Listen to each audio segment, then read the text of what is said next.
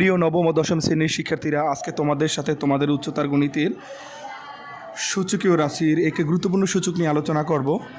এখানে যদি 8x √4 into √2 হয় তবে x এর মান কত?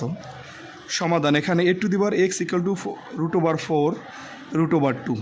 এখানে 8কে আমরা লিখতে পারি 2⁻³ এবং এখানে সূচকে আমাদের আছে x, এবং ডান পাশে এই যে আমাদের √4 একে আমরা লিখতে পারি 4 ইন্টু √2 এবং √এর পরিবর্তে 1/2।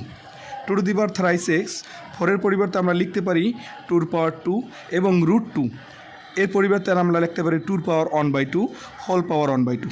2⁻⁻⁶, এখানে এই 2 এবং এই 2 গুণ আকারে আছে, যেহেতু বেস 1 এবং গুণাকারে আছে, সূচকের সূত্র মতে এটার সূচক বা পাওয়ারটা আমাদের যোগ হবে 2 + 1/2। একটা 2 নিছি এবং পাওয়ারটা যোগ হয় 2 + 1/2। যেহেতু 2 এবং 1-এর লসাগু 2, তাই এই 2কে 1 দিয়ে ভাগ করলে 2 থাকে, আর 2কে 2 দিয়ে গুণ দিলে 4 হয়, এবং 2 মধ্যে একবার 2 অক্ষে 2 হোল পাওয়ার 1/2। বাম পাশে 2⁻⁻⁶, এখানে 2 4 + 1 5, আর নিচে থাকে 2 হোল পাওয়ার 1/2। এখানে 2⁻⁻⁶, এখানে 2 পাওয়ার 5/2 ইন্টু 1/2, 5 একে 5 আর 2 গুণ দিলে 4 হয়। এখানে আমাদের 2⁻⁻⁶ আর 2⁻5/4।